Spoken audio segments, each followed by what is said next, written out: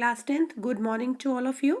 First of all आपको precautions जो आपको मालूम है, जो हमेशा आपको दी जाती हैं कि आपने अपना आपको और अपने आसपास वालों को सबको कोरोना से बचाव करना है। उसके लिए आपको हमेशा मास्क लगा के ही बाहर निकलना है, मास्क को नहीं उतारना और प्रॉपर मास्क होना चाहिए। ये नहीं कि वो प्रॉपर आप लगाएं ना। सैनिटाइजेशन का ध्यान रखें, या सैनिटाइज़र यूज़ करिए या साबुन से अच्छे से हाथ धो के रखें, कहीं पे भी टच ना करें और सोशल डिस्टेंसिंग का ध्यान रखें। अब हम आते हैं आज की वर्कशीट पर, जो कि है हमारी वर्कशीट 66 आपके सामने। और आज की तारीख है हमारी 11 दिसंबर और चैप्टर हमारा चल रहा है जीव जनन कैसे करते हैं। और इसमें आप ऑलरेडी पढ़ चुके हैं कि जनन यानी कि रिप्रोडक्शन दो प्रकार का होता है, लैंगिक और अलैंगिक। लैंगिक जनन वो होता है जिसमें माता पिता दोनों का ही इन्वॉल्व होते हैं, दोनों होते हैं। लेकिन अलैंगिक में सिर्फ एक होते हैं, यानी कि एक ही पेरेंट इन्वॉल्व होता है। तो आज इस वर्कशीट में अभी हम पढ़ेंगे अलैंगिक जनन के बारे में, जो कि आपके सामने है। और अलैंगिक जनन ज़्यादातर एकल जीवों में होता है, यानी कि यूनिसेलुलर, जिनमें एक कोशिका होती है। और अलैंगिक जनन के अंदर आपको यहाँ पे 6 प्रकार समझाए गए हैं। पहला आपके सामने आ रहा है विखंडन, जो कि आप देख रहे हैं। दूसरा है आपका पुंजनन, तीसरा है आपका मुकुलन। और विखंडन को हम कहते हैं फिजन, और पुंजनन को हम कहते हैं रीजेनरेशन, और मुकुलन को कहते हैं बडिंग। उसके बाद आपके बाकी 3 रह गए। बाकी 3 में आपका आएगा खंडन, पांचवा है बीजाणु समासंग और छठा है कायिक प्रवर्धन। खंडन का मतलब होता है फ्रेगमेंटेशन और बीजाणु समासंग का मतलब होता है, इंग्लिश में इसको हम कहते हैं स्पोर फॉर्मेशन, और कायिक प्रवर्धन होता है वेजिटेटिव प्रोपोगेशन। अब आते हैं आपके सबसे पहले विखंडन के ऊपर। विखंडन का मतलब फिजन, और ये इसमें विखंडन का मतलब होता है जिसमें कि एकल जीव टूट जाता है। अब वो अगर 2 में टूटेगा तो तब हम इसको कहेंगे द्विखंडन। लेकिन अगर वो एक से ज्यादा में टूटेगा तो बहुखंडन, तभी शब्द बहु आया है। यहाँ पे आपको इसका अंतर भी समझाया गया है। अगर आप ध्यान से देखें कि सबसे पहले तो ये अलैंगिक जनन है, जो पॉइंट मार्क करने वाला है, ये एक कोशिकाओं जीवों में होता है। अलैंगिक प्रजनन है जिसमें नए जीवों की उत्पत्ति होती है टूटकर। और द्विखंडन में एक कोशिका 2 बराबर हिस्सों में होती है। और जो आपकी बहुखंडन आपके सामने जो दिखाई दे रहा है, इसके अंदर एक कोशिका एक साथ कई जीवों के अंदर होती है। और जो उदाहरण आपको समझाए गए हैं इसके अंदर, वो है विखंडन के अंदर जो एक द्विखंडन है वो अमीबा और लिशमैनिया आपके सामने आ रहा है। ये है अमीबा और लिशमैनिया, इन दोनों में होता है। और जो आपका बहुखंडन होता है वो प्लाज्मोडियम यानी कि मलेरिया परजीवी, यानी कि मलेरियल पैरासाइट के अंदर होता है, जिससे मलेरिया होता है आपको। अब आपको यहाँ पे 2 चित्र दिखाए गए हैं बच्चों, अगर आप ध्यान से देखें। इस चित्र को मैं बड़ा करके थोड़ा कर रही हूँ। ये चित्र आपका है लिशमैनिया का। देखिए, ये इसकी पहली स्थिति है लिशमैनिया, जिसमें आपको एक नाभिक, एक न्यूक्लियस दिखाई दे रहा है। धीरे धीरे जब आप दूसरी वाली पिक्चर देख रहे हैं लिशमैनिया की, तो इसमें थोड़ा सा नाभिक बढ़ गया, यानी कि खिंच रहा है, तो यानी कि 2 में विभाजित होने के लिए जा रहा है। और यहाँ तीसरे में देखिए, आपको यहाँ पे विभाजित होता हुआ दिखाई देगा। और चौथे पिक्चर के अंदर आप देखेंगे यहाँ पे 2 आपको नाभिक दिखाई दे रहे हैं। धीरे धीरे करके इनकी जो कोशिका की झिल्ली है, आप ध्यान से देखिए, ये भी विभाजित होनी शुरू हो गई। आप यहाँ देख रहे हैं जो मैंने मार्क करा है 5वीं पिक्चर के अंदर। और छठे में आपको देखिए, आपको 2 लिशमैनिया दिखाई दे गए हैं, ए और बी। ये 2 आपको लिशमैनिया आ गए इसके अंदर। तो एक कोशिका से हमको यहाँ पे विभाजित होके 2 में हो गई, तो ये है आपका द्विखंडन। ठीक है, अब हम आते हैं आपके सामने, ये जो चित्र आपके सामने मैं दिखा रही हूँ बच्चों, ये है हमारा प्लाज्मोडियम का, यानी कि मलेरियल परजीवी। इसमें क्या होता है कि एक कोशिका, जो आपको बहुत सारे ये हरे वाले दिखाई दे रहे हैं ना, मैंने मार्क करे हैं, देखिए ये मैं मार्क कर रही हूँ, कितने सारे ये हरे, ये एक्चुअली क्या है, ये सारे बहुत सारे नाभिक, एक नाभिक बहुतों में टूट गया है, बहुत सारे, और हर एक के आगे उसकी अपनी कोशिका झिल्ली बन गई है। यानी कि जैसे ये एक नाभिक था, ये नाभिक टूट कर ये बहुत सारों में टूट गया, और टूटने के बाद हर एक के सामने उसकी अपनी अपनी कोशिका झिल्ली बनती गई, और इसके बाहर एक पूरी की पूरी, आप देखिए, मोटी सिस्ट बन गई है झिल्ली जाए, ताकि जब स्थितियां अनुकूल नहीं होती, प्रतिकूल होती हैं, यानी कि फेवरेबल नहीं होती, उनको खाना नहीं मिल रहा है या बाहर वातावरण के अंदर इतनी नमी नहीं है या कुछ नहीं है, तो ये अंदर ही अंदर जनन हो रहा है, अंदर ही अंदर बहुत सारे जीव बनते जा रहे हैं।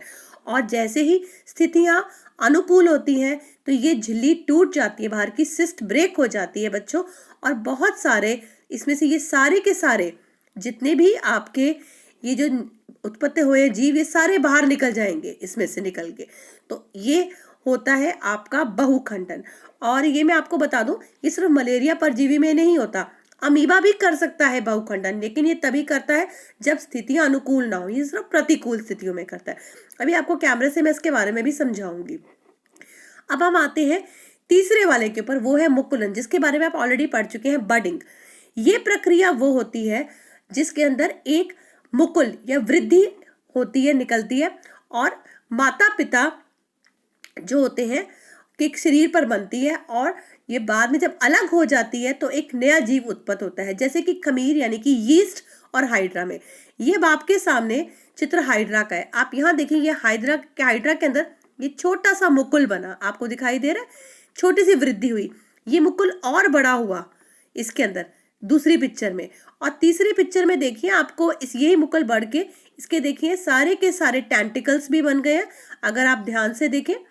और जो इसके जिसको हम स्पंशक कहते हैं, ये देखिए इसके इस हाइड्रा के अंदर आपको बहुत सारे स्पंशक भी पैदा हो गए। आप ये आपको मैं मार्क कर रही हूँ, तो हमें नया हाइड्रा इसके अंदर बन गया। तो इस प्रकार इसको हम मुकुलन कहते हैं। अब हम आते हैं बच्चों आपके चौथे वाले पे, जो कि है पूर्ण जनन। पूर्ण जनन को पहले हम आते हैं आपके विखंडन पे।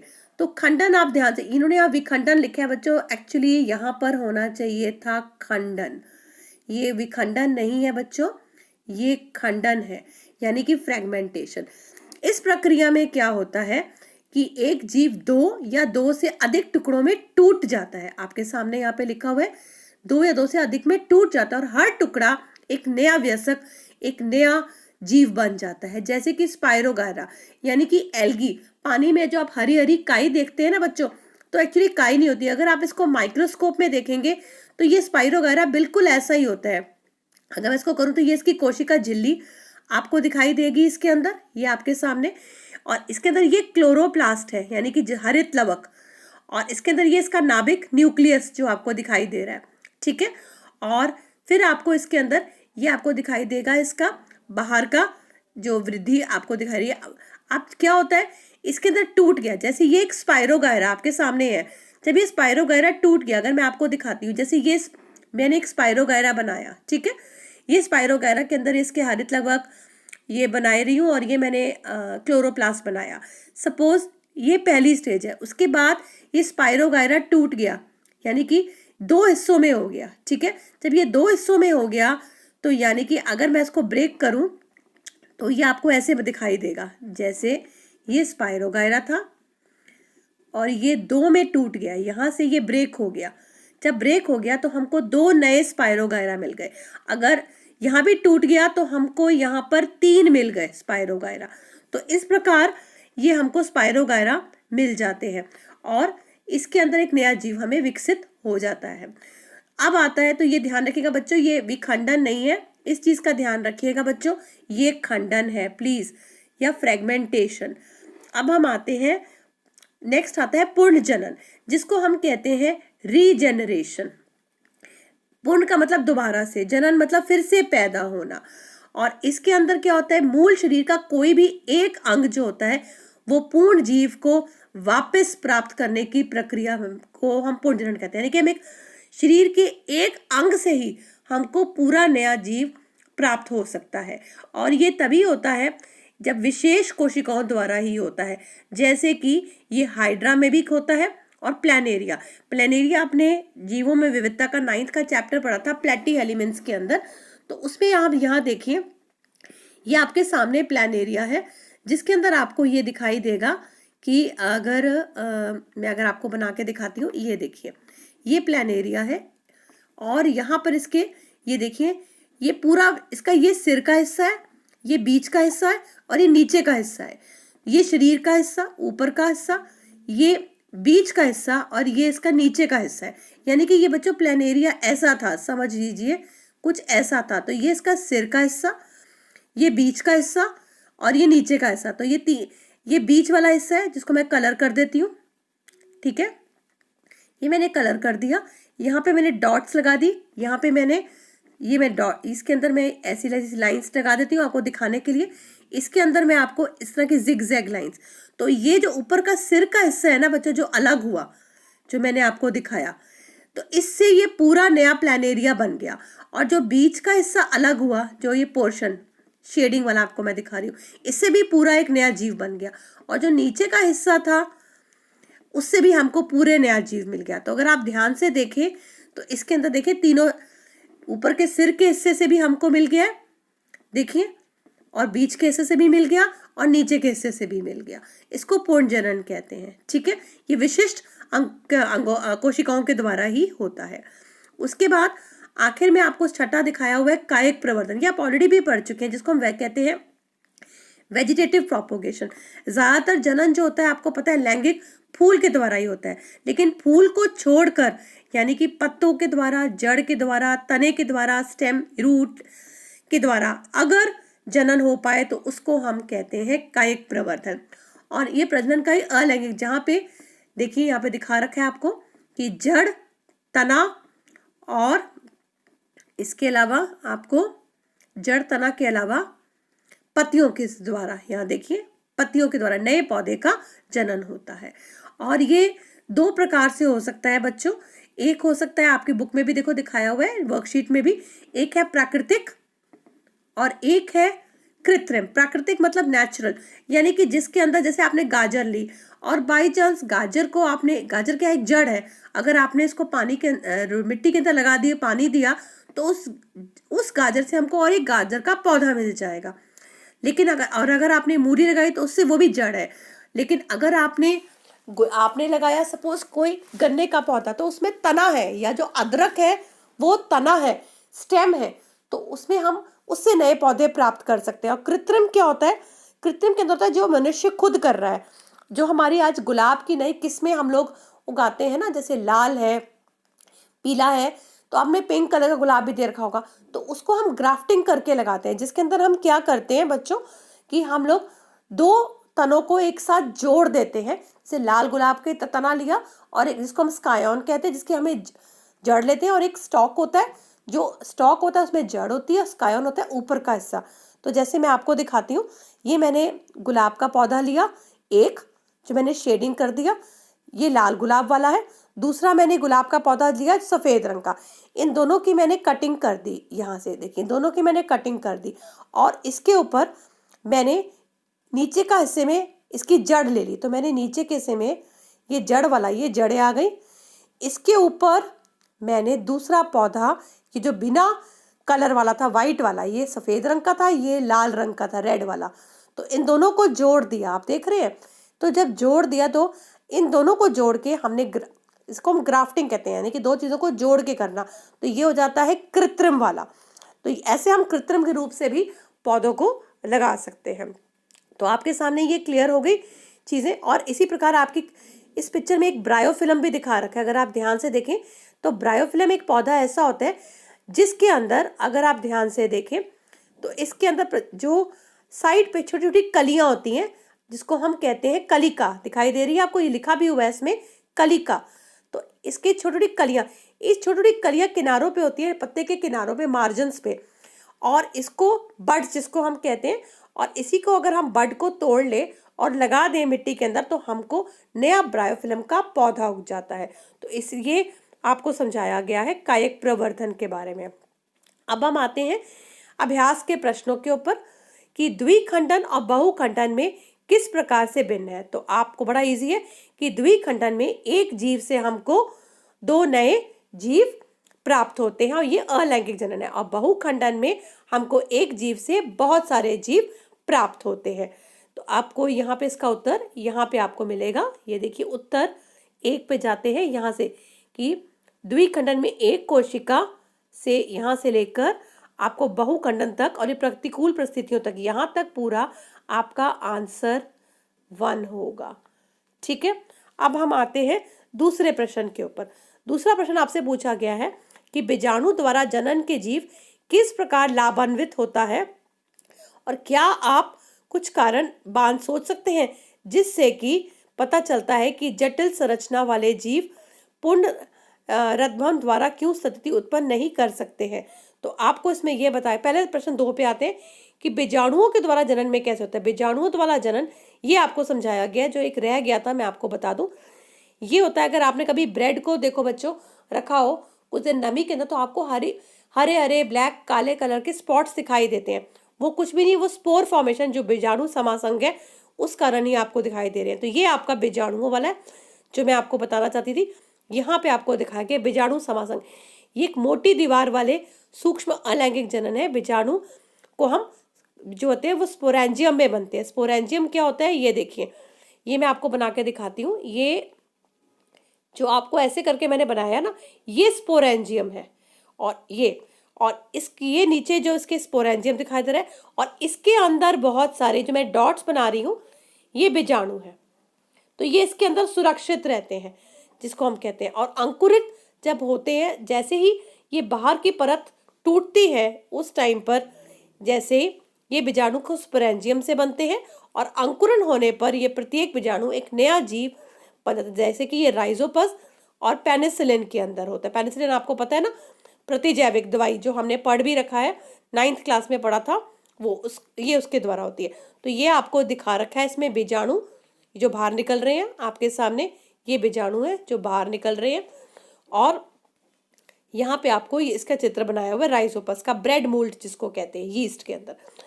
अब प्रश्न हमसे ये पूछा गया है बीजाणुओं द्वारा जनन से जीव किस प्रकार लाभान्वित हो सकते हैं। तो ये जब भी स्थितियां अनुकूल नहीं होती यानी कि प्रतिकूल होती है, तो तब ये बीजाणु अंदर ही अंदर बनते जाते हैं, और जब स्थितियां प्रतिकूल हो जाती हैं, अनुकूल हो जाती हैं, तो उस समय ये बीजाणु बाहर निकल जाते हैं और नया जीव बन सकता है। तो ये जीव को प्रतिकूल स्थितियों में सुरक्षित रखते हैं और अनुकूल स्थितियों होने पे जनन करते हैं। ये उत्तर 2 का हो गया। प्रश्न 3 है, क्या आप कुछ कारण सोच सकते हैं जिससे पता चलता हो कि जटिल संरचना वाले जीव पुनर्रथन भाव द्वारा नई संतति उत्पन्न नहीं कर सकते।